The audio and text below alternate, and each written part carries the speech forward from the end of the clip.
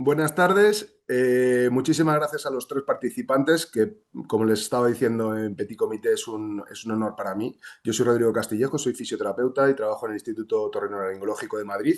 Me dedico a hacer fisioterapia del equilibrio y estoy con tres personas que yo creo que de alguna forma son en su ámbito referente en algo que es muy común y que vemos continuamente en consulta de trastornos del equilibrio, que es el mareo funcional y asociado al mareo funcional o PPPD o MPPP en castellano, pues otros tipos de trastornos funcionales. Por eso vamos a contar primero con la presencia, vamos con Víctor Gómez Mayordomo, que él es neurólogo y es codirector del Instituto de Neurociencias Sanitas en Valdebebas. Es especialista en trastornos de movimiento y trastornos neurológicos funcionales. Es la referencia nacional en esto. Sí, así es, Víctor, así es. Profesor asociado en neurología también de la Universidad Europea. Y nada, te agradezco un montón. Si quieres añadir algo más, pues Ah, el micrófono Yo, está ahí. muy bien, nada, buenas tardes. Para mí es un lujo poder estar aquí, sobre todo aprender de los más grandes del campo. O sea, que yo vengo aquí más a aprender que a hablar prácticamente. Y bueno, yo no soy la referencia nacional, o sea, tengo muchos compañeros míos, entre ellos la doctora Isabel Parés, Daniel, Mónica Curtis, Daniel Macías, o sea, muchos compañeros míos que nos dedicamos también a lo mismo y bueno, pues aportando un granito de arena más en esto, que efectivamente los trastornos funcionales yo creo que son muy desconocidos y para la población general y para muchos profesionales y el manejo a día de hoy pues no es el adecuado, ¿no? En la mayoría de situaciones clínicas. Así que nada, encantado de estar aquí con vosotros. ¿Nos puedes dar, para el que no conozca la idea o el concepto de trastorno funcional, una definición corta para ir arrancando? Sí, sí, sí. O sea, esto tiene su historia, ¿no? Y su terminología. Estos términos o estas enfermedades se han tratado de forma muy maltratado, ¿no? A lo largo de la historia. Esto empieza desde los escritos babilónicos, incluso desde Grecia, que se le llamaba histeria. Histeria era porque al principio se pensaba que esto era una patología exclusiva de mujeres y se debía a un útero errante que vagaba por el cuerpo produciendo síntomas físicos. Luego ya, con la época de Freud, que era un neurólogo en ese momento, que hizo mucho psicoanálisis, les llamó trastornos conversivos, ¿no? Freud lo que acuñaba es que estos síntomas se debían exclusivamente a conflictos emocionales no resueltos, ¿no? Internos. Y un poco quizá el error de Freud fue generalizar esa fisiopatología para todos, ¿no? Y a partir de entonces se empezó a llamar trastornos conversivos porque eran pacientes que convertían síntomas emocionales en físicos. Esto a día de hoy no es así, pues se sabe que la fisiopatología es mucho más compleja y si bien los factores psicológicos son muy importantes, pues no lo son todos, ¿no? Al final la fisiopatología, como luego entraremos, pues entra dentro de un marco biopsicosocial, ¿no? A nivel multifactorial.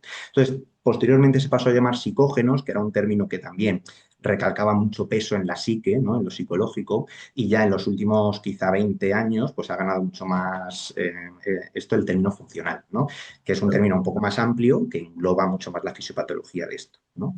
Entonces, al final, la definición breve de esto es que son síntomas derivados de un mal funcionamiento en sí del organismo, del cerebro y del organismo, que genera una serie de síntomas. Pero afortunadamente, entre comillas, digo afortunadamente, no hay una lesión estructural o una degeneración del sistema. Esa es la definición.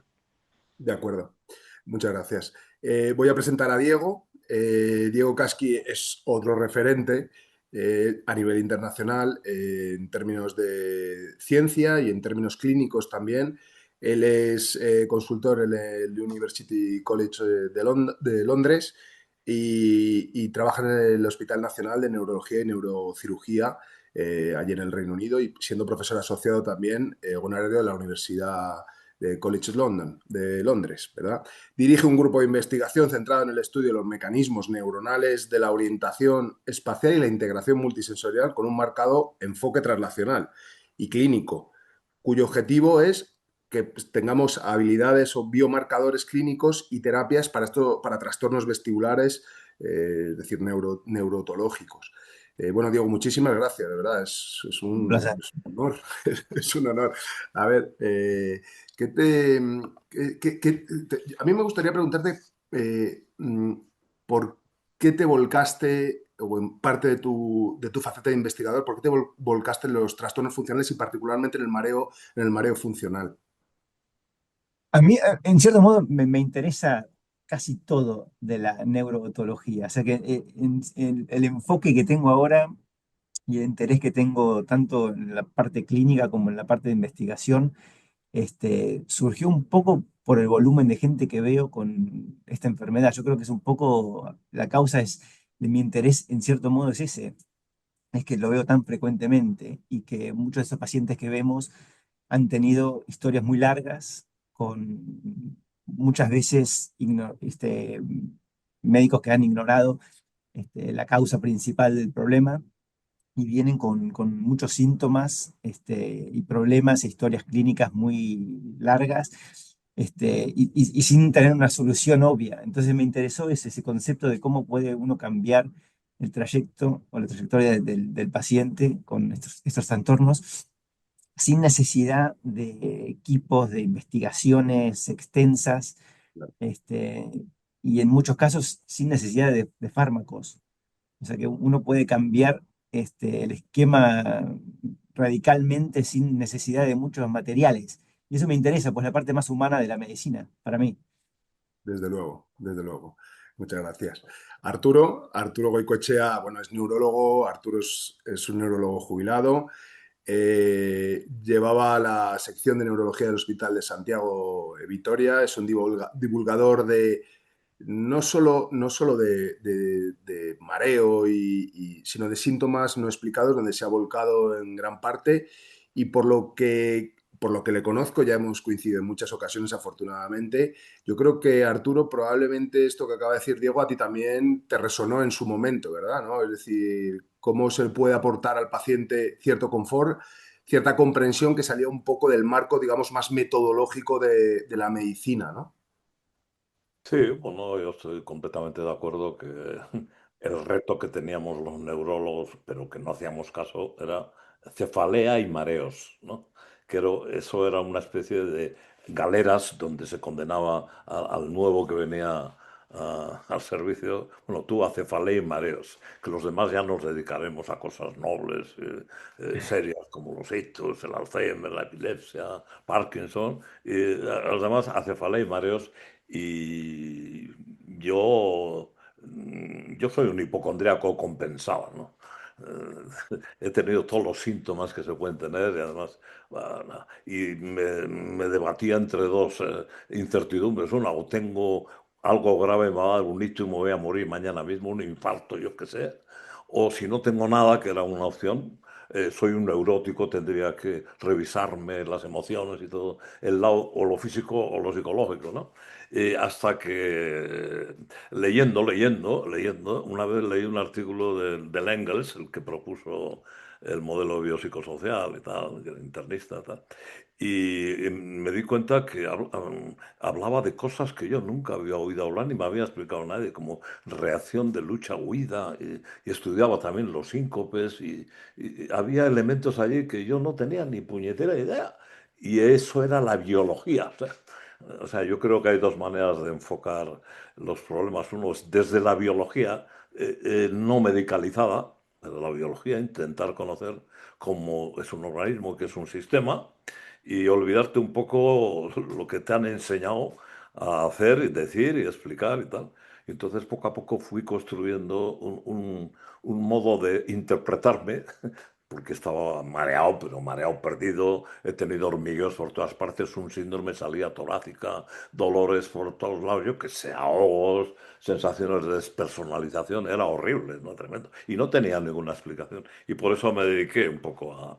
Bueno, seguía, yo he sido muy curioso, y me gusta leer y estudiar y tratar de comprender lo que es una célula, lo que es una proteína, lo que es un átomo, lo que es, y luego ya lo que es una sociedad, tal, o sea, que hay que ir de lo pequeño a lo grande y andar por ahí yendo y viniendo. Bueno, pues eso. Bueno, pues si queréis, podríamos empezar con una pequeña definición. Hemos hablado de trastorno funcional, pero una pequeña definición de lo que es el mareo funcional. Si te parece, Diego, nos puedes dar pues unos parámetros, por ejemplo, diagnósticos. Mm. eh, para que un paciente que pueda tener mareo funcional se pueda sentir representado dentro de este cuadro. O sea, ¿qué le pasa a un paciente con mareo funcional? ¿Qué esperamos escuchar en la consulta del neurólogo, del otorrino o en ocasiones del fisioterapeuta?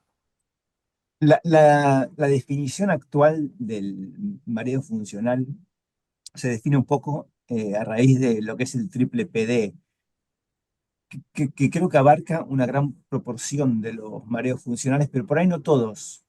Creo que hay pacientes que no caben dentro de nuestro criterio de diagnóstico del triple PD. O sea que no es el único diagnóstico funcional de mareo. Pero en estos pacientes que tienen triple PD solemos ver que tienen una sensación de inestabilidad. Normalmente no refieren un vértigo rotatorio, sino se sienten inestables o que el mundo que los rodea no es estable. Y es una sensación que persiste, lo tienen casi todos los días, en casi todo momento.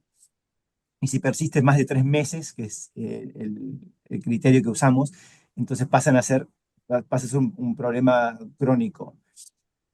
Estos pacientes suelen tener mayor síntoma cuando están en entornos visuales que son complejos, caminando, por ejemplo, en un supermercado, saliendo del metro, mucha gente que los rodea, o sea, esos entornos visuales muy ricos suelen desencadenar síntomas y empeorarlos. Muchos de los pacientes con triple PD suelen sentirse peor cuando están de pie, están mejor cuando están acostados. Hay síndromes relacionados al triple PD. Uno ve algunos factores que son un poco distintos. Por ejemplo, hay pacientes que tienen un mareo crónico donde los síntomas son peores cuando están quietos, cuando están acostados. En Inglaterra lo llamamos el mal desembarco, que es un síndrome relacionado al triple PD con otra serie de factores de criterios de diagnóstico. Pero la mayoría de los pacientes que tienen mareos funcionales suelen tener una sensación bastante persistente. Creo que eso es verdad en todo contexto, que no son ataques episódicos. Solemos ver eso mucho menos en pacientes con vértigo. Y de ese modo el vértigo agudo es raro que tenga una base más funcional. Vemos muy pocos pacientes con vértigo agudo en urgencias, con una etiología funcional. O sea que suele ser más persistente. Ese creo que es el rasgo más prominente del mareo funcional. Vale, perfecto. Eh, hablaba entonces, Diego, de, de esta definición en la cual el paciente está mareado de forma constante, ¿vale? Y luego, Víctor, esto es algo común, el hecho de que pueda haber un evento desencadenante, ¿verdad? Un precipitante que al final simplemente actúa como precursor y es algo clásico en los trastornos funcionales de forma general, pero particularmente lo es en el mareo funcional. ¿Nos puedes dar unas pinceladas sobre esto, Víctor, por Sí, favor? sí, muchos trastornos funcionales, entre ellos el mareo, los pacientes cuentan en un 70-80% de los casos cuentan un factor desencadenante. Es cierto que normalmente cómo el cerebro mal funciona, podemos decir pues que hay gente que acumula factores de riesgo que le hacen más vulnerable a que su cerebro mal funcione. Luego hay un factor que desencadena los primeros síntomas de mareo y luego a veces se añaden factores cronificadores pues que ya perpetúan el síndrome, ¿no? Como tal. Y en cada síntoma físico, dependiendo si es movimiento, mareo, etcétera, pues el precipitante puede ser un poquito más específico, ¿no? Yo diría más o menos que en mareo probablemente nos regimos por la regla de un cuarto. Pues a lo mejor un cuarto de los precipitantes son un evento vestibular, o sea, una lesión del órgano que se encarga del equilibrio, ¿no? Que eso actúa como o prende la mecha, por decirlo así, de que se desarrolle un mareo funcional. Un cuarto puede ser otra patología neurológica, pues, por ejemplo, padecer migraña vestibular o padecer algún golpe en la cabeza o síncope, ¿no? Una bajada de tensión. Otras veces es más común, otro cuarto sería como un desencadenante más psiquiátrico, entendiendo psiquiátrico, pues por ejemplo, por un ataque de pánico, ¿no? Un episodio de desrealización en el que me siento como si estuviera viviendo una película, ¿vale? Y luego habría otro cuarto en el que a lo mejor pues no existe un desencadenante como tal, ¿no? Y hay pacientes que de repente cuentan como que de repente yo andaba por la calle y empecé a sentirme mareado, ¿no? Y no asocian o no lo relatan a un precipitante, ¿no? Yo diría más o menos eso. Perfecto.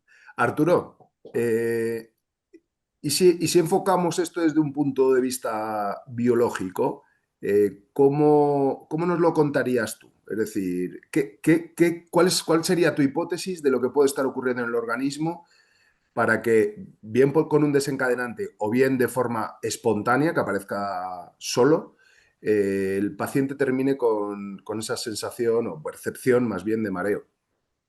Vamos a ver, yo entiendo por biológico todo.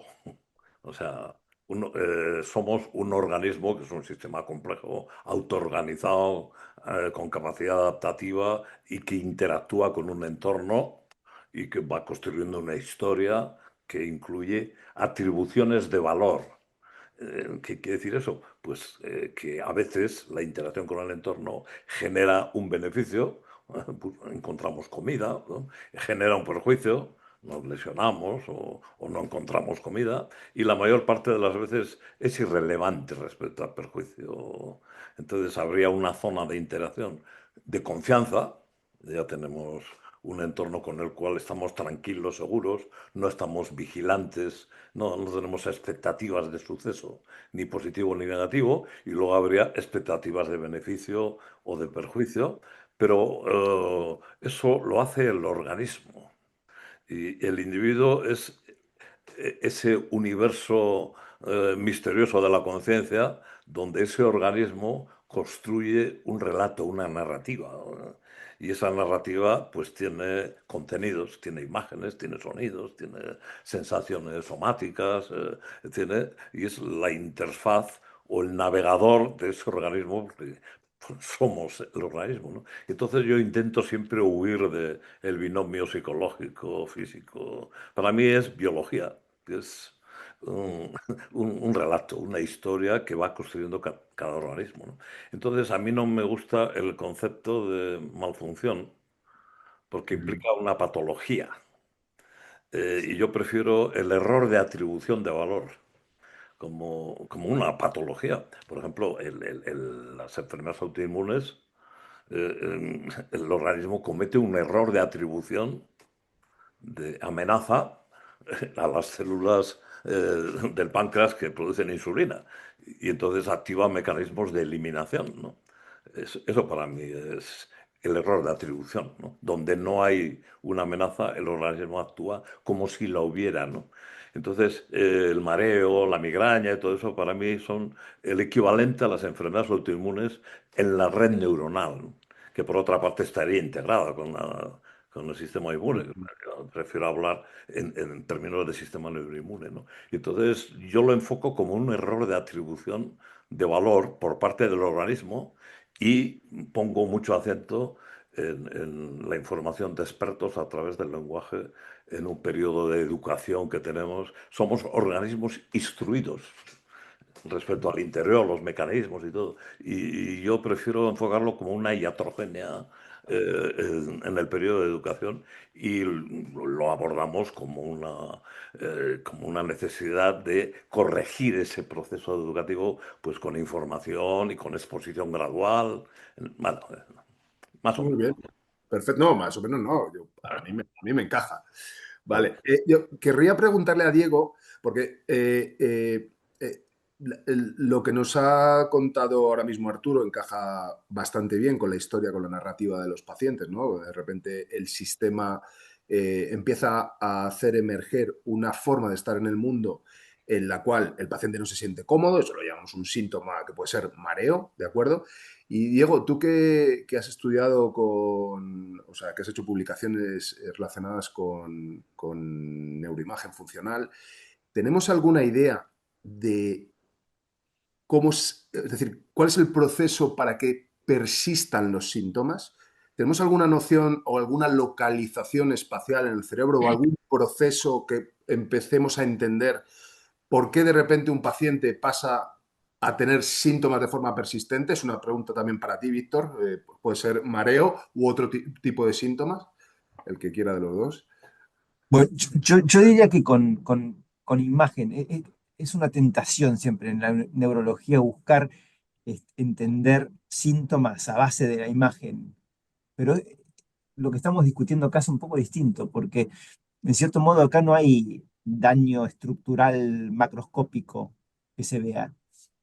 Entonces, los síntomas estos ocurren a raíz realmente de una disfunción neuronal, realmente, es el organismo, como dice Arturo, que es el problema, no es una sección del cerebro solamente, es todo el cuerpo, todo el ser. Este, entonces, buscar una lesión o buscar un área del cerebro que no esté funcionando bien, para mí no es muy lógico. O sea, entiendo Entendido. por qué se hace, pero no tiene mucha lógica para mí. Estoy de acuerdo. Entonces, uno sí lo que encuentra son asociaciones. Uno ve que por ahí la parte límbica del cerebro, donde esa sensación de malestar, de pánico, de miedo ocurre. Sí, hay por ahí una hiperactivación, pero eso por ahí es a causa de los síntomas que uno tiene, no es la causa del problema en general, es simplemente la reacción del ser, del organismo, que causa cambios Diego, en estos. Diego, podría ser, es decir, es el correlato en imagen de los síntomas del Tal paciente. cual, tal cual, tal cual, Eso. no la causa, sí, sí. Vale, vale. Entonces ahora mismo no tenemos, o sea, sabemos que los cerebros de los pacientes con perfiles funcionales funcionan de una manera diferente, particularmente en mareo, por ejemplo, hay muchas publicaciones o algunas publicaciones que hablan sobre áreas visuales que se encienden más a través de neuroimagen funcional con respecto a áreas vestibulares que pierden cierto valor, ¿no? Creo que incluso has publicado Sí, sobre esto, ¿verdad? sí, sí. Pero claro, al final estamos viendo el funcionamiento del cerebro del paciente y eso de alguna forma parece que es la causa, como estabas explicando, ¿verdad? Y nos deja en la situación en la que como que hay que hacer intervenciones sobre ese modelo a través de corrientes, bueno, de estimulación selectiva que tiende a no funcionar muy bien. Entonces, es un Sí, poco esto lo que estás comentando, ¿verdad? exacto, exacto. Eso. Sí, exacto. Sí, vale.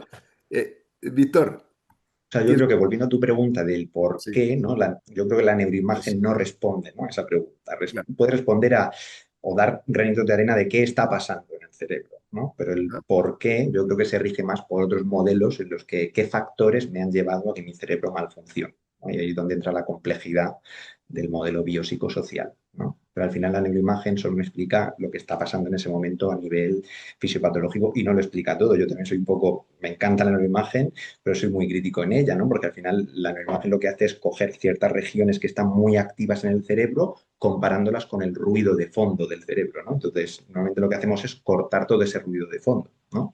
Entonces, está bien porque al final me dice qué regiones son las más importantes, pero ese ruido de fondo que tiene el cerebro también es importante. Es decir, cuando yo digo la palabra coche, no solo se enciende el área del lenguaje de Broca, sino que se encienden muchas otras áreas, ¿no? A lo mejor no tanto. Entonces, al final, yo estoy de acuerdo con Arturo y contigo en que no hay que ser reduccionistas en un área, sino que al final esto es mucho más complejo porque somos sistemas complejos, efectivamente. Vale, pues entonces, tirándote de la piedra, ¿cuáles serían esos factores que tienden a que los síntomas de los pacientes perpetúen? Si hemos descartado el cerebro, por lo menos en términos de daño estructural, es decir, son cerebros que funcionan bien, pero funcionan en un modo, ¿de acuerdo? Que generan en la consciencia una percepción de síntoma, el que sea, en este caso mareo. ¿Cuáles serían los factores que conocemos que son perpetuadores de los síntomas? Vale. Yo creo que hay, perdón, no. Sí, sí, Sí, adelante, adelante, Arturo. No, tira. Bueno, yo si queréis hablo un poquito en general en los trastornos funcionales y si queréis luego Diego o Arturo personalizáis un poco, ¿vale? Por hacerlo así más completo. O sea, en general hablamos de que hay ciertos factores de riesgo de vulnerabilidad que me predisponen más, ¿no? Esos factores pueden ser físicos, psicológicos o sociales. Yo también utilizo el término psicológico, pero sin ser dicotómico. Yo también pienso que lo psicológico es biológico, pero a veces el clasificarlo ayuda, ¿no? En esto. Por ejemplo, ¿qué factores de riesgo se conocen? Ser mujer, es un 2/3 en general de los trastornos funcionales, hay una preponderancia en el sexo femenino y podemos debatir si es más hormonal o por el rol psicosocial de la mujer en la sociedad, ¿no? Tener hiperlaxitud articular, ser hiperlaxo, es un factor de riesgo, por ejemplo. El haber padecido trauma en la infancia es un factor de riesgo. Claro, cuidado, el error de Freud fue generalizar que todo el mundo tenía un trauma en la infancia, ¿no? Es un factor de riesgo. El haber padecido depresión, haber padecido trastornos del ánimo, el haber padecido situaciones sociales adversas, todo eso me puede conferir cierto riesgo. Luego ocurre el precipitante, que ya los hemos hablado, de qué naturaleza podían ser, y luego factores que, como bien pregunta Rodrigo, ¿cuáles son esos factores? Pues yo hablo mucho de los factores sociales y aquí me meto un poco con lo que dice Arturo de la información de expertos. O sea, hay un factor que cronifica mucho esto, que es la incertidumbre diagnóstica de qué es lo que me está pasando y el periplo médico que hacen muchos de estos pacientes de no tienes nada, no tienes nada, no tienes nada y ya está, ¿no? No se dice nada más. Entonces, pues, está en tu mente, te lo estás generando, todo eso es un factor que va a cronificar el cuadro, ¿no? Luego el concepto de trastorno funcional. Todo el mundo sabe cuando le dices tienes Parkinson, tienes Alzheimer, porque todo el mundo sabe lo que es, pero trastorno funcional esto a los pacientes también les suena un poco raro, ¿no? Luego, otros factores cronificadores pueden ser que el paciente haga ansiedad o depresión después de empezar estos síntomas, porque eso es tan frustrante, ¿no? Porque al final el paciente hace un trastorno del ánimo después y eso también bloquea los síntomas. Y luego hay factores físicos, como por ejemplo el desacondicionamiento físico, que eso es muy físico, es decir, si yo estoy mareado y no me expongo, no salgo a la calle, pues al final es que mi organismo, entre comillas, se atrofia, lo digo un poco para la población general, porque al final el exponerme cada vez me va a costar más, ¿no? Y hay ciertos factores físicos que también aparecen como cronificadores después de eso. Claro, perdóname un segundo, Arturo, solo quiero hacer un inciso. Es decir, entiendo por lo que estás diciendo que cuanta más riqueza sensorial previa incluso tenga el paciente ante un evento, es decir, cuanto más nutrición tenga ese cerebro en cuanto a la exposición a diferentes complejidades sensoriales, de entorno, de escenario, más dificultades va a ser que el cuadro termine persistiendo. ¿Es correcto esto? Efectivamente. Sí, esto pasa también mucho con las emociones. Por ejemplo, si mi paleta de colores es muy poca, tengo muy pocas categorías donde meter este síntoma, ¿no? Este síntoma, ¿a qué lo atribuyo? Si tengo una riqueza sensorial o emocional muy grande, pues sé distinguir mucho mejor a qué se debe este síntoma físico y no cae en un concepto que me percibe alarma y me percibe amenaza, ¿no? Entonces, por eso suele ser un factor protector, lo que tú dices, efectivamente. Ok. Arturo, querías decir algo. Te has quedado. Ya no me acuerdo, el olvido me funciona bien. ¿Vale? Tú córtame, Arturo, tú corta. No, no. No, no, lo que para mí es clave en todo esto es la incertidumbre. O sea, Claro, hablas de la incertidumbre en cuanto a ese periplo que nos no, mencionaba. a ver, yo A ver, intento siempre partir desde la visión de organismo, que eso tiene su proyección a la conciencia y que son los síntomas, ¿no? Pero ese es el mundo perceptivo de la conciencia, que tiene más o menos coherencia con la realidad, ¿no? Yo siempre explico el tema de los sonidos o la voz, ¿no? La voz no sale de la laringe. La laringe salen vibraciones ondulatorias que son detectadas por sensores, mecanosensores de esas vibraciones, y no sabemos cómo, porque no tenemos ni idea, a lo largo del aprendizaje, el sistema va construyendo sonidos. Hombre, no nos vamos a relacionar entre nosotros refiriéndonos a las vibraciones. Esas vibraciones que has generado con la laringe no me han gustado, tal, ¿no? Nosotros vivimos en el mundo de la percepción, ¿no? Y yo creo que a veces se nos olvida que el mundo perceptivo es el mundo perceptivo. Es una proyección de unas atribuciones, de unos significados que el sistema va construyendo para seguir vivos, ¿no? Y hay una incertidumbre implícita en ese proceso de atribución de valor. Y se cometen errores. No pasa nada si luego el sistema corrige el error porque sigue exponiéndose con más riqueza sensorial y todo eso que dice, si tiene la oportunidad de corregir errores. Pero el problema está en que el sistema no va solucionando la incertidumbre, sino que la va aumentando por una retroalimentación positiva, porque no encuentra una interpretación de lo que está pasando por parte de los expertos. y empieza a desatender los datos sensoriales reales, ¿no? Que es lo que pasa con el dolor también. Aparece el dolor en la conciencia a pesar de que no hay señal de nocividad, no hay un suceso de nocividad. Sin embargo, el dolor va aumentando y se cronifica y se consolida, pero en el mundo de la percepción, ¿no? Para mí eso sería una alucinación. Y entonces ya sé que es una palabra peligrosa que no gusta, pero es un sistema que está alucinando continuamente, ¿no? Lo que pasa es que alucina con coherencia con la realidad, con los datos sensoriales reales, pero hay veces que no pierde la coherencia y gana la incertidumbre, el pánico, la amenaza, ¿verdad? Y ahí se hacen unos bucles y unos sesgos de confirmación y tal, que es horrible, no te lo digo porque lo he vivido. Diego, Arturo hablaba de la dicotomía entre la percepción digamos, La eh, realidad. claro, la realidad.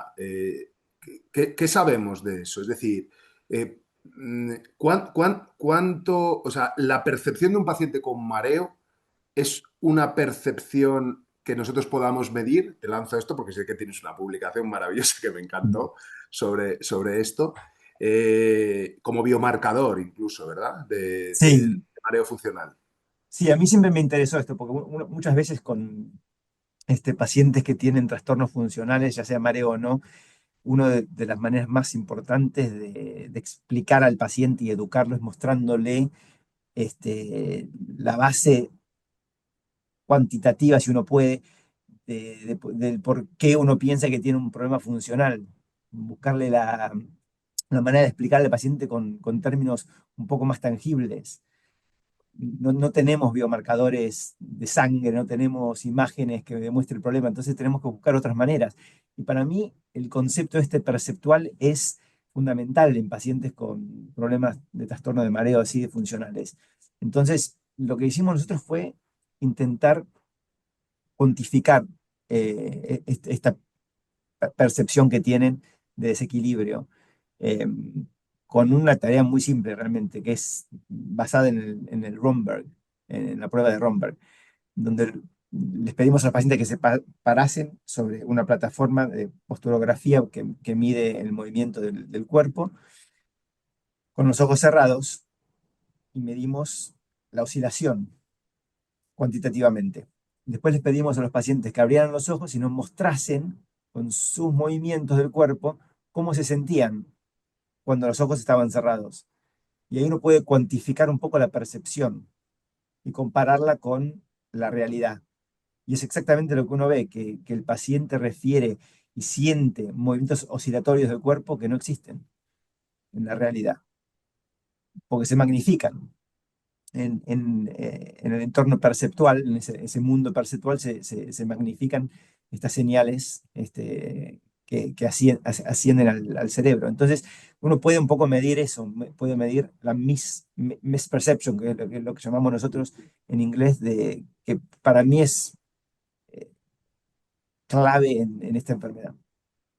Sí, bueno, viene al hilo también de lo que decía Arturo, ¿no? En el sentido de que, de alguna forma, él utiliza la palabra alucinación, pero sí que es verdad que el sistema está imaginando más allá de la realidad y en ese sentido sí se puede categorizar como una alucinación de tipo Sí. perceptivo, ¿no? Mm. Así que en otros trastornos funcionales, Víctor, ¿se dan las mismas condiciones, características, fenotipos? Sí, sí, o ¿Cómo sea, funciona? Cuéntanos. a mí me encanta el artículo de Diego, porque además lo sigo muy de cerca y ese artículo es precioso. Y si bien yo creo que cada síntoma tiene una fisiopatología un poquito distinta dentro de lo que es el cerebro, pero llama la atención como hay una fisiopatología transversal. Por ejemplo, lo mismo que cuenta Diego en pacientes con temblor funcional, se les hizo un registro poniéndole un oscilómetro, una pulsera de muñeca y se les mandó a casa, ¿no? Entonces, pues con su mano temblaban, y había momentos que temblaban y momentos en los que no. Entonces, luego, cuando devolvieron el oscilómetro, le preguntaron, ¿tú cuánto porcentaje del día crees que has temblado? ¿No? Entonces, había una gran discordancia. Los pacientes decían que habían temblado pues, un 80% del día, pero el oscilómetro decía que habían temblado un 20%. O sea, incluso el paciente, la experiencia de persistencia del temblor es mucho mayor, ¿no? Y también lo vemos, por ejemplo, en trastornos cognitivos funcionales, donde no hay una demencia, ¿no? No hay una enfermedad degenerativa.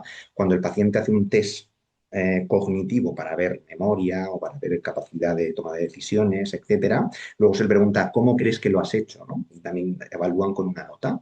Bueno, pues evaluaban, los pacientes con trastorno cognitivo funcional tienen lo que se llama una metacognición, una creencia global de su capacidad de hacer cosas muy baja, pero luego el test lo hacía muy bien, ¿no? Entonces, Claro. al final esto es mucho más es transversal, como vemos, ¿no? Muchos síntomas. Esta idea, y quizá Arturo tú la puedas apoyar desde tu óptica, es continuamente trasladada por los pacientes donde tienen una sensación de niebla mental, de enlentecimiento cognitivo. Te estoy hablando de pacientes de mareo funcional, donde nos indican que se sienten más torpes sin realmente tener, digamos, un baremo inicial al que poder compararse. No, yo siento que, no, que la información cognitiva no la trato igual, no manejo igual, pero tampoco hay un baremo, digamos, como puede ser una prueba específica, previa, para poder compararse. Pero en todo caso, esa niebla mental es algo que se reproduce mucho. Arturo, ¿tú podrías dar una idea de qué puede estar pasando ahí? O... Bueno, yo creo que cuando hay una atribución incierta, de incertidumbre respecto a estado interno, claro, como no es un espacio que tenemos monitorización consciente sensorial, no tenemos ojos ni oídos, lo de dentro, ¿no? Pues la incertidumbre es la que impone la ley y entonces hay una competición atencional de los sistemas de vigilancia entre lo que puede estar pasando dentro, una vigilancia del síntoma, sobre todo, que retroalimenta además todo el proceso, y la fijación atencional en una tarea que uno quiere ejecutar, ¿no? Pero eso para mí no es un déficit cognitivo, es es una mala estrategia de enfocar tareas, porque la atención está robada hacia indagación interna, ¿no? Y además que no se resuelve nunca, porque eso mantiene el síntoma y el síntoma mantiene, es un bucle, ¿no? Es bidireccional, ¿no?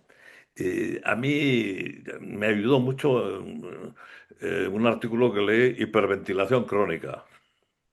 No me acuerdo de quién era en el Medicine, y yo no había oído tampoco nada. Yo cuando veo un título que no tengo ni idea, me vuelco allí, ¿no?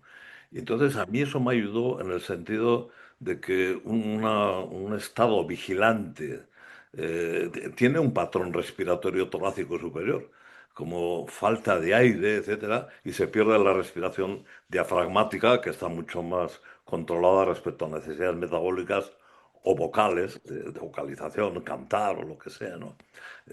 Y entonces el anhídrido carbónico, claro, baja y eso modifica la circulación cerebral, modifica la fracción ionizada de calcio, aumenta la excitabilidad, o sea que había una traslación de un patrón respiratorio torácico superior poco fisiológico, porque genera demasiada eliminación de anhídrido carbónico, y eso te puede empezar a generar síntomas.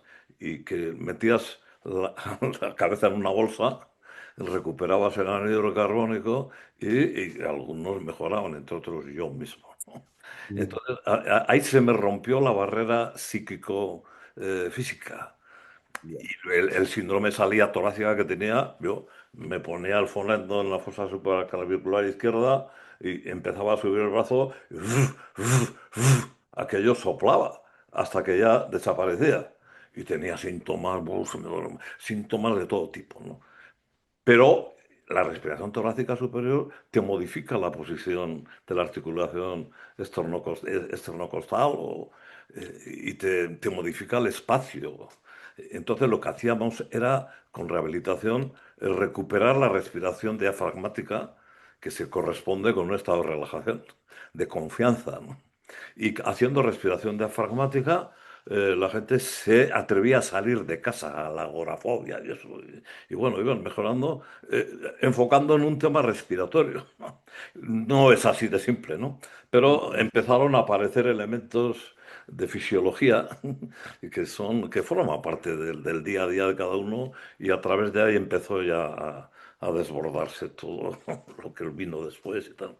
Y a mí eso de la hiperventilación me ayudó mucho a comprender un poquito, a empezar a comprender, ¿no? Claro, en estos pacientes vemos que se dan situaciones paradójicas. Hemos comentado esto, la percepción de que no cognitivamente no funciono o me muevo más, ¿no? Como el trabajo que hizo Diego. O se pueden dar situaciones en las cuales el paciente te dice, por ejemplo, yo estoy peor cuando estoy parado, ¿verdad? Con respecto a cuando me estoy moviendo, ¿no? Sí. Bueno, Eh, claro, ese tipo corriendo, se ocurriendo, por ejemplo, ajusta el patrón ventilatorio o yo qué sé, sí. la lucha huida. Es probable, no sé, igual tenéis más idea que yo, bueno, tenéis más idea que yo seguro, pero, pero digo, sobre esto, que los modelos motores donde hay mucha demanda, alta demanda, implican que haya menos posibilidad de control cognitivo sobre eso, es decir, sobre el movimiento de la persona en el entorno y por lo tanto haya menos posibilidad de monitorización. Y ahí viene también un poco el hilo de qué podemos hacer, Víctor Diego, o el clínico, el médico, el neurólogo, el otorrino, para poder discriminar esto. Es decir, ¿qué pruebas podemos hacer? Sé que hay algunas pruebas en las que se le pide al paciente tareas, doble tarea, para ver modificación de los síntomas. ¿Nos podéis dar un poco de detalle para clarificar a los clínicos que no estén muy rodados en la materia o por lo menos poder derivar a compañeros que sí lo estén? Yo puedo empezar ahí. Creo que esto varía un poco de paciente a paciente, no es un concepto general en el mareo funcional, me parece. Los pacientes con mareos funcionales tienden a tener un equilibrio normal cuando uno los para en plataformas estables. Suelen tener un poquito más de aceleración oscilatoria, pero gente sin síntomas. Pero en general el equilibrio es normal. El problema es perceptual. O sea que la doble tarea mucho no influye sobre lo que uno ve. Influye tal vez sobre lo que uno siente, pero no sobre lo que uno ve.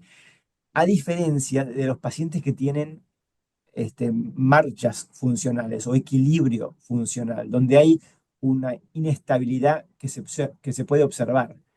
Y ahí la doble tarea influye mucho más sobre lo que uno ve. Porque cuando uno le pide, yo suelo usar los meses del año en reverso, o sea que empiezan en diciembre, noviembre, octubre y bajan.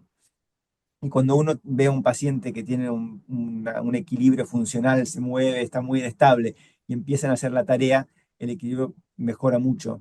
Pero con triple PD uno no ve tanto eso, porque la parte cuantitativa del equilibrio es normal. Sí, sí, yo estoy totalmente de acuerdo con Diego. Yo creo que la exploración neurológica al uso, ¿no? Para un clínico en un PPD es normal y es importante recalcar que aún así el diagnóstico de mareo funcional de PPD es muy clínico, sobre todo basado más en la anamnesis, es decir, las características del mareo, si cumple todos los criterios, como ha dicho antes Diego, o sea, que empeore con estímulos visuales complejos, que empeore cuando me pongo de pie, que empeora con exposición al movimiento generalmente, si cumple todo el cuadro clínico perfecto, tiene bastante fiabilidad. Obviamente, pues al final en neurología también nos gusta tener una exploración neurológica normal, nos gusta hacer pruebas para descartar que además no haya otras patologías estructurales, ¿no? Pero en sí la anamnesis es muy importante y muy en ese diagnóstico. Yo siempre, pues cuando vienen rotantes, intento enfatizar que al final escuchar lo que está contando el paciente es el diagnóstico más importante, ¿no? Probablemente el mareo. Y luego, de cara a movimientos o cuando hay un desequilibrio de trastornos funcionales, en los trastornos funcionales en general, como tú decías, Rodrigo, hay un sesgo atencional y una alerta hacia el síntoma. Y además, cuanto más el organismo fija ahí, empeora. Y además vemos que si desviamos ese foco de atención, los síntomas pueden mejorar, ¿no? Entonces, una maniobra que es muy útil cuando hacemos la maniobra de Romberg, el Romberg quiere decir juntamos los pies de la persona y cerramos los ojos, ¿no? Un paciente con desequilibrio funcional realiza una serie de lateralizaciones que son muy ineficientes, ¿no? Hacia un lado o a otro, a veces no se llega a caer, pero empieza con mucha inestabilidad. ¿Cómo conseguimos ahí cambiar el foco atencional? Pues como ha dicho Diego, con meses del año al revés o, por ejemplo, escribiéndole números en la espalda, ¿no? Si yo con el dedo le digo, dime qué número te estoy escribiendo en la espalda. Eso los neurólogos lo llamamos grafestesia, esa palabrota de nombre, pero al hacer eso, pues el paciente de repente te dice, un 8, un 3, un 7, y de repente el paciente ves que de ese balance ineficiente, de repente se queda mucho más estable. Entonces, eso es un signo positivo que además enseñamos al paciente para que él entienda cómo funcionan sus síntomas, de que esa inestabilidad mejora al cambiar el foco, ¿no? Entonces, eso es una perla que para los que nos estén viendo neurólogos, pues puede ayudar. Seguro, seguro. Diego, ¿crees que podría ser otra categoría, vamos, diagnóstica o, si queréis, otro saco diagnóstico, el desequilibrio funcional? Quiero decir, yo lo vivo desde mi experiencia clínica como que puede ser una entidad por sí misma, una entidad asociada al mareo funcional con ese solapamiento funcional. ¿Y pensáis que hay modelos de abordaje un poco diferentes? Cuando es perceptivo, habría quizá que volcarnos, porque eso habrá que tenemos que volcarnos, ¿no? En el tratamiento, ¿no? ¿Qué hacemos con estos pacientes? Cuando es modelo perceptivo versus desequilibrio funcional. Yo creo que comparten mecanismos. O sea, a nivel neuronal y del organismo creo que comparten mecanismos. La diferencia es la manifestación del síntoma en algo que es más físico y algo que es puramente perceptual. Yo creo que esa es la diferencia más clave. Y la manifestación sí influye un poco sobre el tratamiento. Yo creo que uno tiene que variarlo un poco. No es el mismo tratamiento, un problema perceptual que uno físico. Eh, Así que yo creo que sí influye sobre el tratamiento. Pero en cuanto al mecanismo, creo que hay muchas cosas que sí que se comparten. Entendido. Sí, yo creo que o sea, el tratamiento último, por decirlo así, siendo muy simplista, es demostrarle a la persona que es capaz de influir en sus síntomas y demostrar al sistema pues, que no hay una lesión y que esto se puede limpiar, ¿no? Se puede mejorar el síntoma. Cuando es muy perceptivo, pues las estrategias son distintas, porque al final yo ahí no puedo influir con técnicas tanto como, pues, como lo que he explicado del romper antes, ¿no? Entonces ahí se basa mucho más en tener experiencias correctivas al exponerme, ¿no? Si es más un trastorno del movimiento, pues ahí el fisioterapeuta experto pues sabe qué estrategias poder hacer para demostrar que el movimiento normal es factible, ¿no? Entonces eso es un feedback más o visual o es otro tipo de experiencia correctiva en la que el paciente se da cuenta de que es capaz de controlar el síntoma por otra vía, ¿no? Entonces yo creo que dependiendo del síntoma el abordaje terapéutico es un poco distinto, efectivamente. De acuerdo. Arturo, ¿qué papel crees que tiene la educación en estos pacientes y cómo sería tu enfoque o cómo era tu enfoque? Bueno, todavía sigues viendo pacientes y de hecho han publicado alguna cosa con respecto a la educación terapéutica, particularmente pacientes con migraña. Bueno, yo lo que he hecho a lo largo de mi carrera, primero con el mareo y luego con el dolor, aparte de angustiarme respecto a mí mismo, es lo que iba aprendiendo como explicación hacia mí, provisional, que iba evolucionando y tal, lo explicaba en la consulta. Y no sé, y poco a poco pues te vas dando cuenta que existe la información desde la biología para tranquilizar al sistema, para darle argumentos de que no habiendo patología puede haber una disfunción respecto Y eso a mí me parece clave que entiendan. Y entonces, ¿por qué me mareo? Si me dice que está todo bien y tal. Bueno, pues porque está el apartado de la disfunción evaluativa o de la disfunción de atribución, del no control de la incertidumbre, etcétera, ¿no? Y yo, por ejemplo, con lo de la hiperventilación, pues hacía el test de hiperventilación en la consulta. No todos respondían, pero había muchos que no podían ni siquiera hacer una respiración profunda. Al par de inspiraciones profundas ya estaba el mareo, ¿no ves? Basta una inspiración para que aparezca el mareo y le metías en la bolsa, recuperabas el anhídrido carbónico, tal. O había otros, bueno, no sé, que tenían muchas parestesias, hormigueo. El hormigueo en el mareo es muy frecuente. Tienen una sensibilización a la compresión mecánica, tienen síndrome cubital, mediano, todo el plexo braquial de noche se te puede quedar dormido, tal. O sea, tienes que abarcar algo más que el mareo y destapar todos los síntomas que esa situación puede conllevar, ¿no? Y entonces, si le explicas a la gente que sí, la respiración, ¿no? No quiero decir con esto que es un problema solo de hiperventilación. No, era un elemento que estaba ahí y podía enredar, pero que le ayudaba a la gente a ver que el organismo a veces no está funcionando con inteligencia, digamos, ¿no? Está haciendo una atribución errónea de amenaza o de incertidumbre o lo que sea. Y yo creo que hay que eliminar esa incertidumbre y a mí no se me ocurre mejor herramienta que la información y la exposición gradual al movimiento desde la garantía de que uno se fía del profesional que le ha valorado. Para eso hay que hacer una buena historia clínica, una exploración, dedicarle tiempo, escucha. O sea, que hay que ganar al paciente la confianza y luego le llevas al paciente a la exposición gradual al movimiento, pues utilizando todos los recursos que puedas, ¿no? No sé, yo lo que hacía, explicar lo que sabía, compartir lo que sabía, a mí me iba bien respecto a mí mismo, me libré de esa mierda y la gente también iba mejorando, ¿no? ¿Quieres aportar algo, Diego, sobre el modelo de intervención en educación? Sí, yo siempre vuelvo a la parte humana de todo esto, ¿no? Uno tiene que querer ayudar, escuchar al paciente, creer lo que dice el paciente y querer ayudar realmente. Y yo creo que parte de eso, el paciente ve que uno quiere ayudar, que realmente no es que está inventando cosas o quiere prescribir un medicamento como para que se vaya rápido y que vuelva el próximo. Lleva tiempo, obviamente, lleva tiempo y hay que establecer esa relación. Y más allá de eso, alinear creencias. Yo siempre también hablo mucho de esto. Los pacientes vienen con su propia hipótesis de lo que está pasando. Puede o no que estén conscientes de esa hipótesis que han formado. Puede ser consciente o subconsciente, pero tienen formulada ya una idea de lo que está pasando. Y uno no puede cambiarle la creencia en 20, 30 minutos en una consulta, o menos a veces, 5 o 10 minutos. Uno tiene que alinear creencias, incorporar ideas que el paciente tiene, tus ideas, e ir formando juntos una hipótesis nueva, que tiene partes de lo que uno cree y partes de lo que el paciente cree.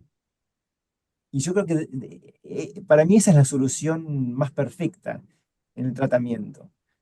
No intentar crear un musulmán de un cristiano. Eso no pasa. Pero que por ahí hay creencias en común, hay cosas que ambos tenemos en común de cómo formulamos y cómo creemos que ocurren los síntomas. Y yo creo que uno tiene que partir de eso. O sea, a mí me ayudaba mucho confesar mi patología funcional. Mm. Eso les daba confianza, ¿no? Sí, Porque sí. yo me adelantaba a los síntomas y se los robaba y Y también te pues pasa. bien. También te pasa, es verdad. No, es importante, ahora nos dices tú también, Víctor, por favor, que tú tienes mucha experiencia en esto, es importante para el paciente sentir que el terapeuta le está escuchando y comprendiendo y se está alineando, como decía Diego, a él y este avance, como acaba de citar Arturo, de los síntomas del paciente y te ocurre de esta manera y te ocurre, eso hace que al final haya una alianza terapéutica que en el caso de la educación yo creo que es fundamental. Eh, Víctor, ¿quieres añadir? Y, Por... o sea, básicamente ya en los poquitos estudios que va viendo de esto se ha visto que dos factores son fundamentales. La confianza en el diagnóstico, obviamente el estar acorde en qué es lo que me pasa, y dos, la confianza que tengo en mi médico o mi terapeuta. Al final ese vínculo que estableces con el paciente es crucial, ¿no? Sin él el paciente no va a confiar y no se va a entregar, ¿no? A ti en ese aspecto. Y muchas veces, a veces nos pasa que mandamos a fisioterapia, ¿no? Mandamos a terapia y a veces el paciente no mejora, ¿no? No termina de mejorar. Entonces, a veces hay que reevaluar un poco la comprensión del diagnóstico, ¿no? Porque pues muchas veces pasa, ¿no? Porque lo intentamos explicar bien, el paciente lo entiende, pero pues al final quedan alguna duda diagnóstica, ¿no? Entonces, cuando vuelves a reevaluar en consulta, pues quedaban algunas dudas, ¿no? Pues es que yo creo que tengo un daño aquí, o creo que tal, ¿no? Entonces, eso hace que solo con fisioterapia, si no tengo una buena confianza en el diagnóstico, pues muchas veces cuando me expongo, mi sistema va a seguir en alerta, ¿no? Va a seguir en alarma. Entonces, es súper importante esa parte. Entonces, preguntas como al final de la consulta o antes de tú dar la explicación, ¿tú qué crees que está pasando aquí? ¿No? Eso ayuda mucho porque el paciente dice, pues mira, yo creo que este es mi problema, ¿no? Entonces, tu labor como médico, obviamente, es intentar explicarle el por qué haces un diagnóstico y el por qué crees que otros diagnósticos pues, no son los que tiene, ¿no? Y como dice Diego, es acompañarlo mucho. Obviamente no puede ser paternalista de te pasa esto y ya está, ¿no? Al final tienes que acompañarlo en ese proceso. Yo creo que hay un concepto que antes ya he hecho referencia, que es la narrativa, el relato, ¿no? Mm, El relato es un producto biológico que integra toda la interacción real e imaginada o temida o incierta con el entorno, ¿no? Entonces hay que hacer una historia al relato. Eso. Una vez que se ha descartado la patología, hay que analizar la patología del relato, porque es un relato que te aleja de una relación normal a través de la vida, ¿no? Y la recuperación del juego en libertad como dinámica de experiencia, el entrenamiento del organismo en libertad y con confianza, con prudencia, etcétera, ¿no? A mí el relato me parece fundamental. ¿Qué piensas de lo que te está pasando? ¿Qué te han dicho? Y luego hay que sacar los vicios interpretativos, los tópicos de tengo mala circulación, el cuello, etcétera, ¿no? Que estos están muy metidos en la cultura al uso, ¿no? En la relación. Mm. Ligado, Arturo, también a eso, el relato, para mí es importante con respecto al pronóstico del paciente, esta sensación de injusticia. Los pacientes que sienten que ha habido algo injusto que ha pasado, tardan mucho más en mejorarse. Yo creo que es importante, porque cuando habla el paciente, uno puede sacar muchos de estos conceptos que por ahí no, de los que no son conscientes los pacientes, pero cuando hablan, las palabras, las frases que usan, uno se da cuenta que hay esta sensación de injusticia. Este, y yo creo que eso influye mucho sobre el pronóstico. Y es importante este, ser honesto con el paciente. Cuando uno escucha estas palabras, decirle, mira, esa manera de pensar no es útil, no es buena. Entonces uno puede ir modificando un poco la manera de pensar que tiene el paciente, cómo encajar un poco de manera más positiva el panorama. Completamente de acuerdo. ¿Quieres añadir algo, Víctor? Sí, o sea, estaba pensando, como decía, digo, es que muchas veces los pacientes vienen con esa sensación de injusticia también de que han sido maltratados, ¿no? Entonces, a Es veces que el trauma, algunos han sido maltratados. sí, Sí. muchos, Es que desgraciadamente, lo han sido. desgraciadamente. Sí, Pero a veces desgraciadamente. el trauma que tienen los pacientes lo generamos nosotros al final, ¿no? Porque al final es un poco ese periplo de me dicen que es psicológico, que me lo invento, que no me pasa nada, ¿no? Entonces, de hecho, no, muchas veces no puedes sacar factores psicológicos, preguntar de forma natural por factores psicológicos, que debería de ser algo natural que podríamos sacar, ¿no? Pero hay tanto estigma y los pacientes vienen tan de garras de que han considerado que estoy loco, que en cuanto intentas insinuarlo, enseguida, ¿no?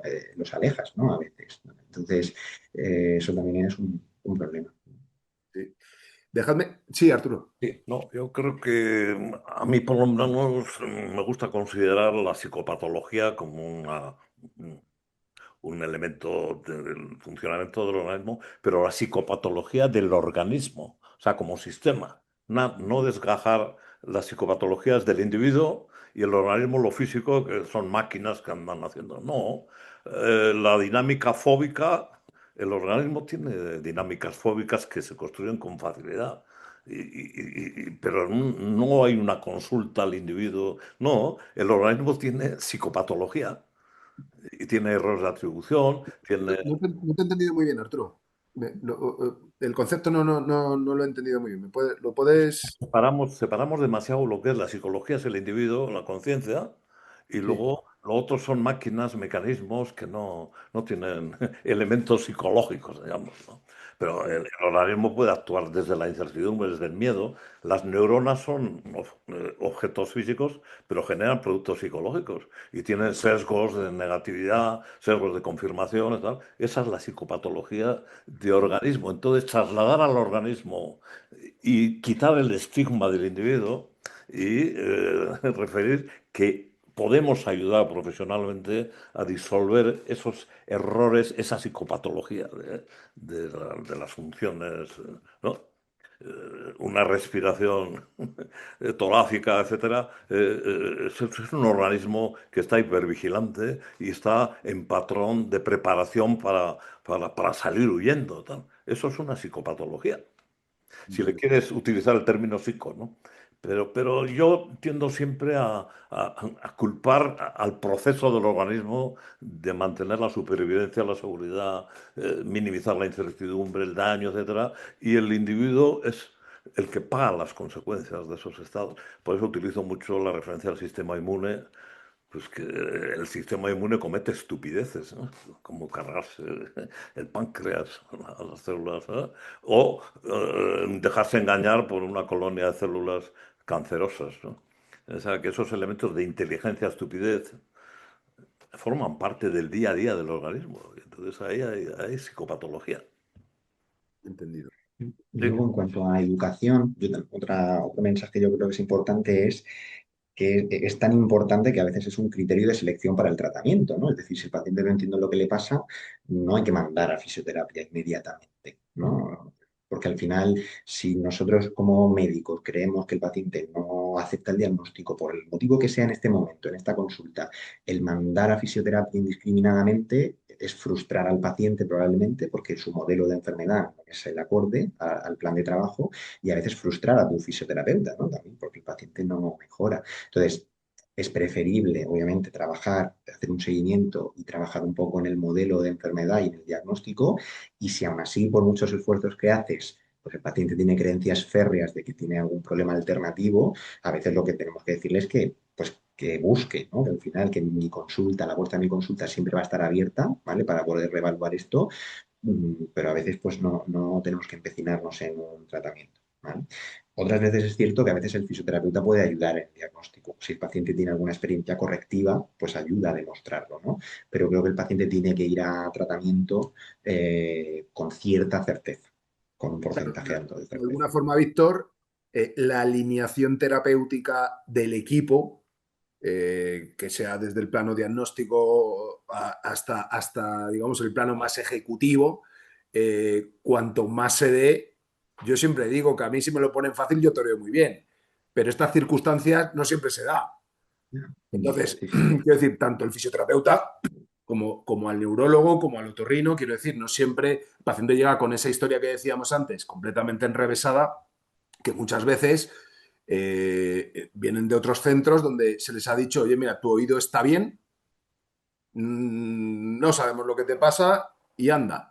Y claro, al final terminan llegando a fisioterapia por A o por B y de alguna forma hay que intentar construir el muñeco prácticamente desde cero, que no tiene nada que ver con que tú me mandes un paciente perfectamente alineado a que llega entregado, voy a decirlo de esta forma. Entonces es mucho más sencillo para el fisioterapeuta, para el psicólogo o para el terapeuta ocupacional que esté manejando ese paciente, ¿verdad? Entonces, me gustaría hablaros de una condición que es la migraña, ¿vale? Porque, porque es algo bastante común en nuestros pacientes con mareo. De hecho, hay, para el que tenga un poco menos de noción, y me corregís si me equivoco, hay el diagnóstico de migraña, ese saco, ¿verdad? Donde el paciente tiene que tener dolor unilateral asociado a fotosensibilidad o sonosensibilidad, bueno, una serie de características clínicas que vosotros diagnosticáis. Luego tenemos otra parte que es la migraña vestibular, donde se tienen que asociar estas características migrañosas junto con un crisis de vértigo y o mareo, de hecho, trastornos vestibulares, dice el documento de consenso, en un 50% de las ocasiones. Vale. Entonces, este cuadro, que puede ser migraña o migraña vestibular, es algo muy común en términos de prevalencia, si hablamos de estadística, pero lo que sobre todo es extremadamente común es en nuestras consultas, donde la prevalencia esa del 10% aproximadamente de migraña que dice se convierte en un 50, en un 60 y en un 70%. Por lo menos son cifras que no tengo registradas, pero es mi impresión clínica, ¿vale? Entonces, muchas veces los criterios están muy entremezclados, ¿no? Es decir, pacientes que no tienen dolor unilateral, pacientes que tienen más sensación de presión, pacientes... O sea, sabemos que las categorizaciones del dolor de cabeza, de la cefalea, son documentos, es un documento súper complejo, ¿no? Pero, ¿qué opinión nos da esa idea de migraña, mareo, migraña o migraña vértigo? Quiero que me deis vuestra opinión como expertos en el área, el que quiera que empiece. Bueno, me toca. Em, Te toca. yo diría que también son conceptos muy, muy similares.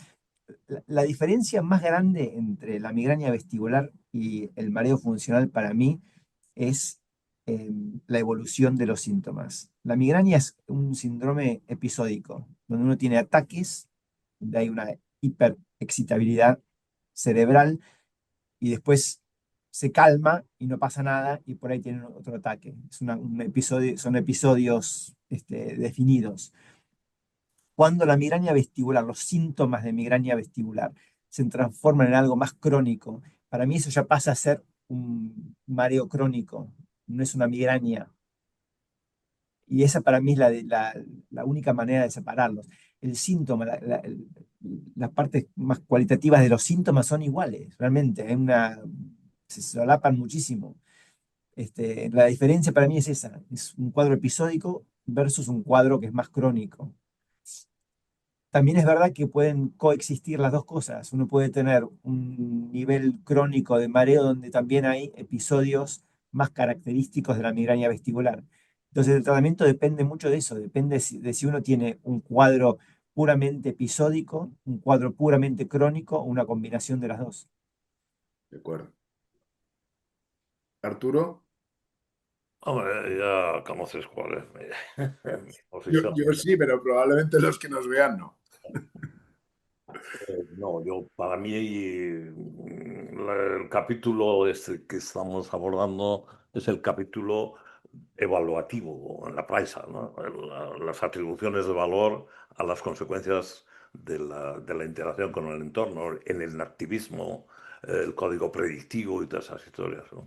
O sea que casi todos nos han educado en la idea de que lo que sentimos, lo que percibimos, es una consecuencia de algo que sucede, pero de un suceso, ¿no? De un estímulo, respuesta, etcétera, ¿no? Y no nos han hablado de que es un sistema predictivo, imaginativo, creativo, que está construyendo una teoría de las consecuencias de la interacción del entorno y que se puede equivocar, lo cual no pasa nada, porque el aprendizaje es error, ensayo, error, y hay recursos de aprendizaje, condicionamiento clásico, operante, la imitación y tal, pero no nos han advertido del peligro que tiene un sistema que imagina más de lo que debe y que no acepta la corrección de los datos sensoriales y que lo fía todo a los sabios, a los expertos, que son los que saben, etcétera, ¿no? Y yo creo que el problema es eso, que tenemos un periodo educativo largo, somos ingenuos, vulnerables y vivimos una sociedad garantista que se puede permitir el lujo de que el organismo te da de baja y no tienes que ir a buscar comida y tal, o incluso que vomitas una comida que no le pasa nada, que es una migraña, ¿no? Y entonces es un conjunto de despropósitos cognitivos, conductuales, etcétera, que generan estas historias. Yo creo que somos la única especie animal que padece estas cosas, ¿no? Y hay que buscarle una condición humana exclusiva, porque no es una cosa que afecta a unos pocos, una excepción, no. Y luego está el dato epidemiológico que nunca se cuenta, que a mí me encanta, que el sector de la población que más migraña padece son los neurólogos, ¿no? Pero vamos, que es una proporción escandalosa, ¿no? Hay que buscarle una explicación y no se hacen estudios serios para responder a por qué los neurólogos tienen tanta migraña. A mí me encaja, porque son los predicadores, ¿no? Y entonces son los que más padecen las consecuencias de sus credos, ¿no? En fin, y entonces yo no tengo ningún problema en que un organismo que está sobre la base de la hipervigilancia, de la atribución errónea de peligro, de amenaza, tal, aparezca ese problema en distintas funciones, la del equilibrio, la de la integridad estructural de los tejidos, de la que sea, o la del hambre, estamos todos, has engordado, ¿eh? Alma, Estoy o sea, que cerca, para mí es un problema ético, no es estoy un cerca de la pantalla, Arturo. problema Me ético. alejo, ¿eh? Hay una cuestión ética que los profesionales tenemos demasiada facilidad para poner etiquetas, proponer terapias y tal, y no hablamos de lo que habría que hablar, que es los neurocientíficos, cuando yo leo cosas, parten de la idea, no tenemos ni idea de cómo funciona eso, ¿no? Sin embargo, desde la ignorancia tenemos mucha arrogancia a la hora de proponer. Por ejemplo, un criterio del dolor de la migraña es que es un dolor pulsátil. ¿Pero qué coño va a ser pulsátil? Si no hay más que tomar el pulso para comprobar que la ritmicidad del dolor no coincide con el pulso. Y entonces, ¿de dónde viene el ritmo? ¿Solo el corazón tiene ritmo? No, la actividad cerebral distribuida tiene ritmo también. Y esa ritmicidad de actividad neuronal distribuida puede generar un, un pulso de la percepción, ¿no? Por ejemplo, ¿no? Pero desde luego no es pulsátil, ¿no? Pues ya empiezas mal, porque hay gente que tiene la convicción de que es un dolor arterial y luego le dicen la vasodilatación y tal, e imagina ya o que la migraña hay inflamación, que es el nuevo mantra. Ahora todo es inflamación de bajo grado, ¿no? Yo estoy inflamado, porque el inflammation, yo tengo Y 80 yo, tacos ya, tengo inflamación de bajo grado. Tengo un poco tripa, también inflamación de bajo grado. ¿Y qué coño va a estar yo inflamado? No, por Dios, que me dejen en paz. para vosotros la idea de que haya dolor de tipo pulsátil, unilateral, versus presión en la cabeza, que es otro síntoma muy común en estos pacientes, creéis que cambia algo realmente en el modelo terapéutico? Evidentemente cambia algo si uno se ciña al texto, pero desde un punto de vista clínico lo manejáis igual o tenéis... Perdón, Perdona. enseguida me callo. Hombre, hubo un periodo prolongado que la migraña era una cefalea vascular y la teoría de que era un problema vascular se enfocaba con vasoconstrictores, con ergotamínicos o los triptanes, son también vasoconstrictores. Sí, condiciona todo. Y, o sea, contestando, por ejemplo, a tu última pregunta, ¿no? Al final, pues claro, por ejemplo, hay dos entidades, ¿no? Una es la migraña y otra es la cefalea tensional, ¿no? Y tienen sus criterios diagnósticos. Es verdad que la cefalea tensional, pues es más presiva, etcétera, pero vemos que se solapan mucho en cuanto a criterios diagnósticos, ¿sabes? Porque, por ejemplo, en la cefalea tensional se puede tener fotofobia o sonofobia, ¿no? Pero no las dos. Y si ya tiene las dos, pues entra más dentro de la migraña. Y muchas veces cuando preguntas a los pacientes sobre las características de su dolor y tienen episodios de migraña más clásica, también tienen cefaleas opresivas. Entonces, a día de hoy yo creo que esos límites se desdibujan, ¿no? Y creo que fisiopatológicamente tiene mucho más sentido hablar de dolor sin daño, ¿no? En general, ¿no? Tanto migraña como hipotensión. Yo creo que los criterios diagnósticos en cefaleas, bueno, pueden ser útiles a veces operativamente, pero bueno, son también muy estrictos y para mí ya van careciendo de utilidad. Por ejemplo, yo he tenido 3 cefaleas migrañosas a lo largo de mi vida, pero según esos criterios, pues no soy migrañoso porque son 5, ¿no? Los que hay que tener. Entonces, de momento me libro, ¿no? En ese sentido. Bueno, pues es que no sé si la vida se divide entre Eres migrañosos y no neurólogo, Francis. migrañosos. Eres neurólogo. Exactamente. Yo creo que los neurólogos tenemos primero, muchas expectativas previas e información de expertos que no sé si son de todo, de todo veraces. Luego, la sobrecarga que tenemos de estresores en nuestro trabajo, ¿no? Todo eso influye. Entonces, y el sobrediagnóstico que tenemos. Entonces, obviamente, es un arma letal.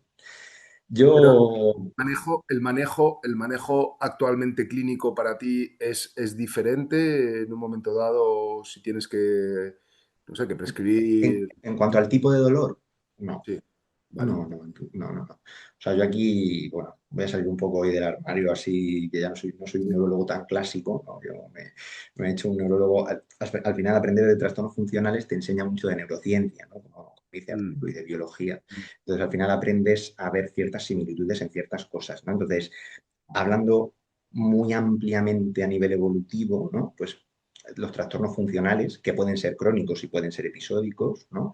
Pues al final es un cerebro o un organismo sin lesión.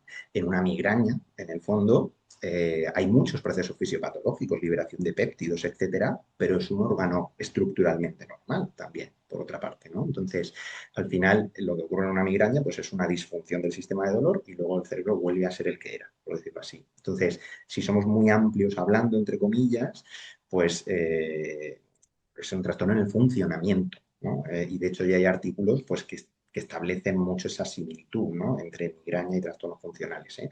Se catalogan un poco a día de hoy para la población como distintos, pero hay mucho solapamiento. Y luego nos damos cuenta que pacientes con migraña crónica tienen mucha incidencia y, o sea, mucha asociación con mareo crónico, con fibromialgia y con otros trastornos que clásicamente se consideran funcionales. Entonces, esa gran asociación al menos te indica que a veces que puede haber mecanismos comunes en todo esto, ¿no? En ese sentido, hablando de forma muy amplia. Entonces, si los trastornos funcionales más clásicos los manejamos desde una manera biopsicosocial no farmacológica, pues en migraña afortunadamente tenemos analgésicos y terapias farmacológicas, pero quizá los neurólogos no le estamos haciendo mucho caso pues a esa educación y a ese abordaje no farmacológico en migraña, que eso al final es darle una sensación de agencia y de rol al paciente que hasta ahora no lo tiene. Me tomo un fármaco y mejoro, pero a lo mejor el paciente quiere saber si él puede hacer cosas para mejorar su dolor sin necesidad de fármacos también. Entonces es un abordaje Y, complementario. de hecho, algo tan sencillo quizá como las recomendaciones básicas, ¿no? De movimiento, de exposición, de no, Sí, no evitar lo que probablemente nos digan que evitemos, porque al final la evitación genera de alguna manera efectivamente. Pero, sensibilización. y antes de exponerse con movimiento y con experiencias, antes hay que educar. Es decir, tenemos que saber lo que es la migraña, ¿no? Y que saber que el dolor en migraña no traduce daño, a pesar de que pueda ser horrible. Entonces, cuando el paciente lo ve desde un punto de vista, en vez de alerta y amenaza, un poco con las gafas de juego, exploración, pues a veces puede cambiar su relación con el síntoma, ¿no? Insisto, los fármacos también son buenos, ¿eh? Que al final es hacer probablemente una terapia combinada, a lo mejor, ¿no? Diego, ¿nos puedes aportar tu experiencia? Y yo estoy totalmente de acuerdo con todo esto, realmente. Yo cada vez menos uso fármacos para la migraña. También yo intento empezar con todo lo demás.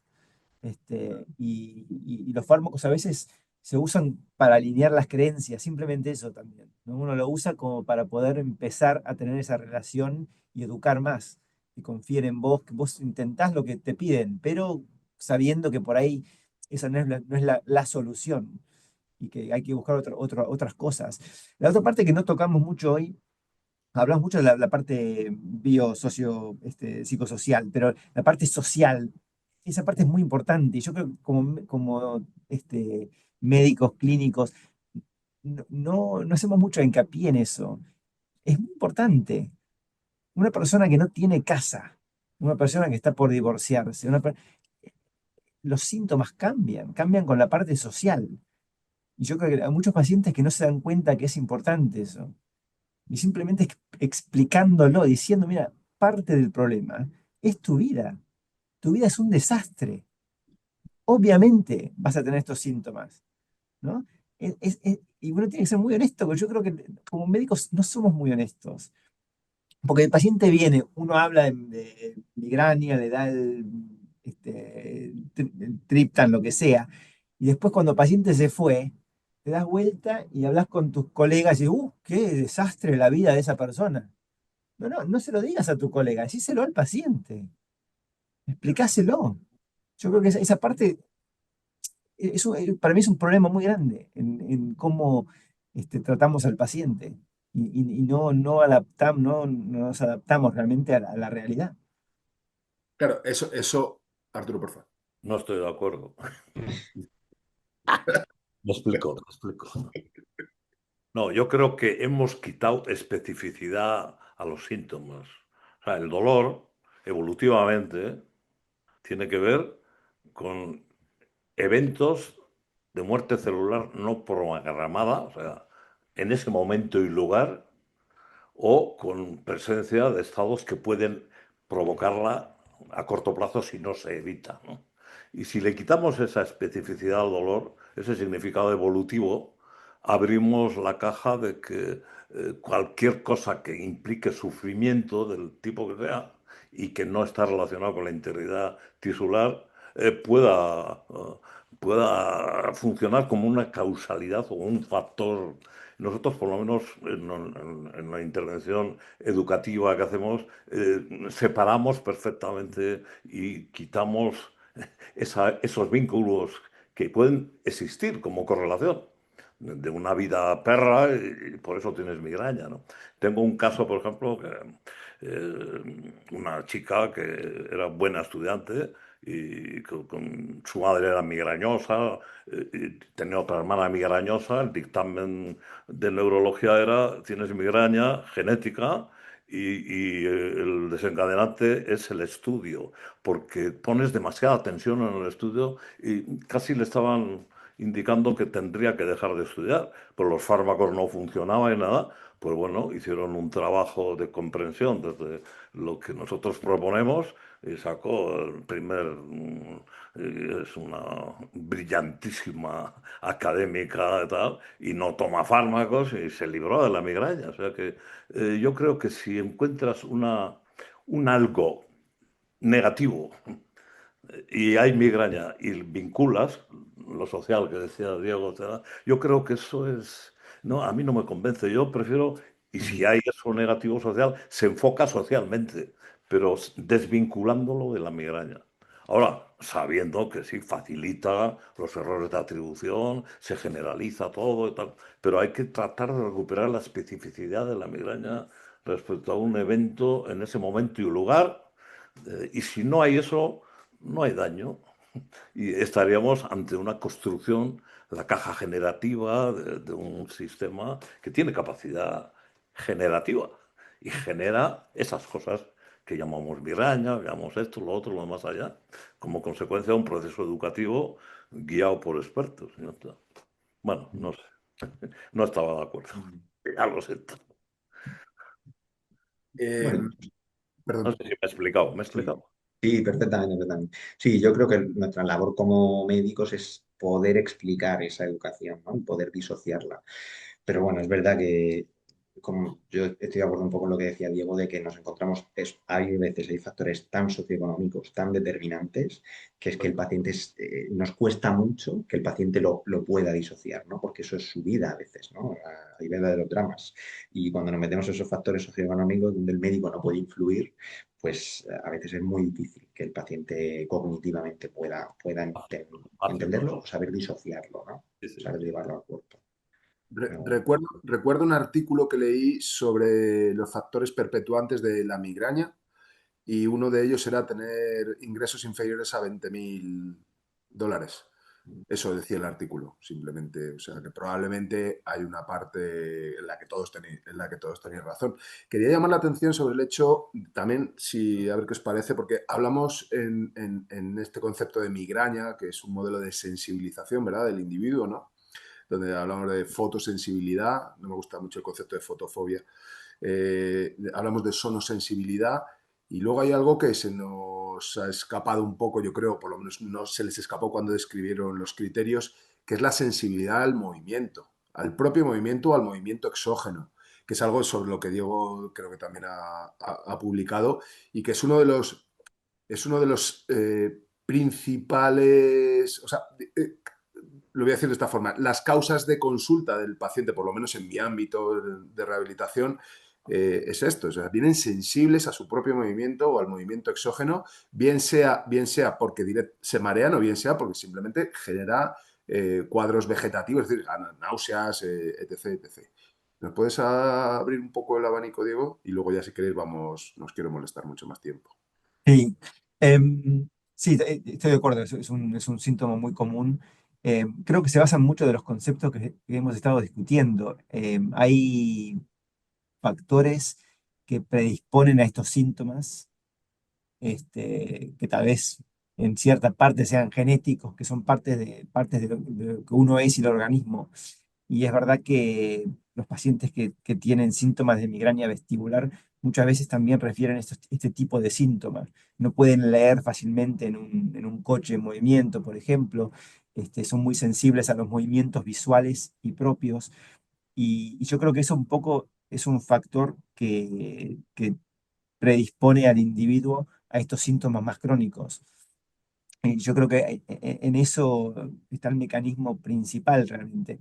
Y después todas las otras tendencias que tiene el organismo se juntan y generan estos síntomas más crónicos. Pero estoy de acuerdo que es un síntoma clave en el mareo funcional. Ujú. ¿Queréis añadir alguna cosa? Dime, Arturo. O Sí, Diego. no, la atenuación sensorial, o sea, cuando la conducta del individuo tiene confianza, o sea, el organismo no le atribuye incertidumbre, se produce una atenuación sensorial, una tolerancia a toda la entrada sensorial, polisensorial y tal, y entonces eso elimina el síntoma.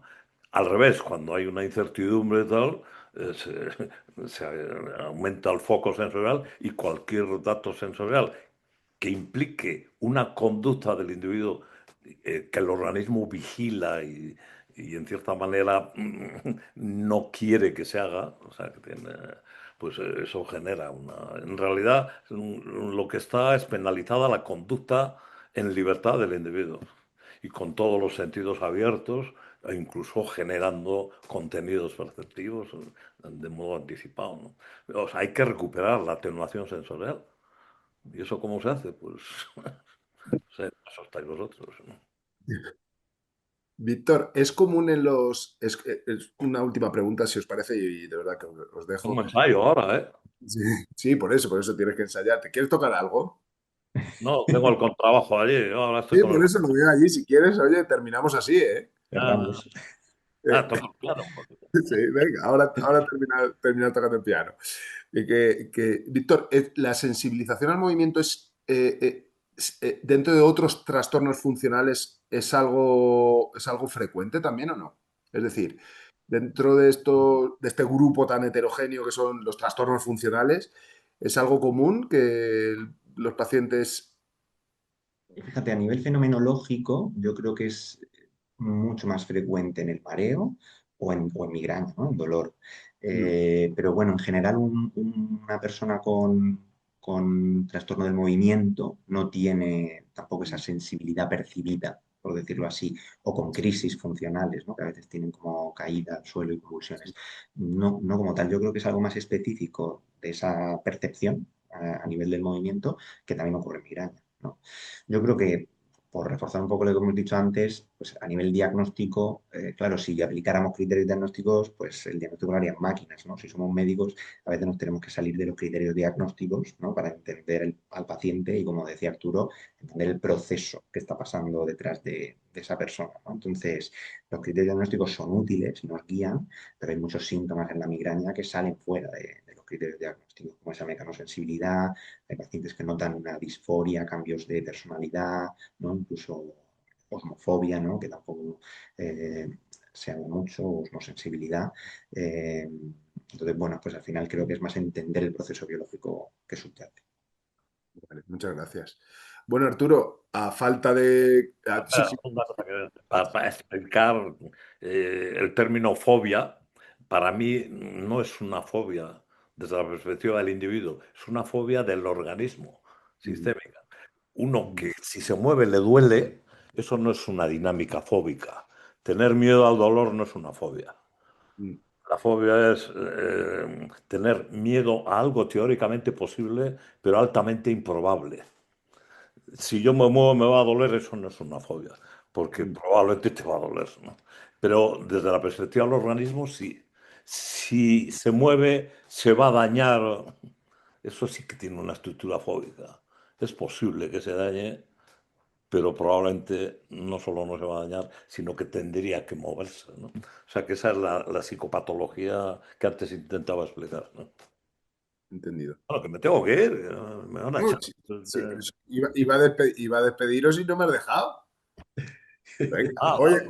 voy a ello, voy a ello. Bueno, os agradezco, de verdad, os agradezco muchísimo el tiempo, ha sido enriquecedor, pues yo creo que para los cuatro seguro, pero sobre todo para mí. Muchísimas gracias a los tres y esperamos vernos pronto, ¿vale? Eso espero. Muchísimas gracias, Rodrigo, y un placer Oh, conocerlos. Igualmente, igualmente. Muchas ah, gracias, bueno, Rodrigo, por todo. Hasta ahora, señores, buenas tardes. Buenas Hasta tardes. luego.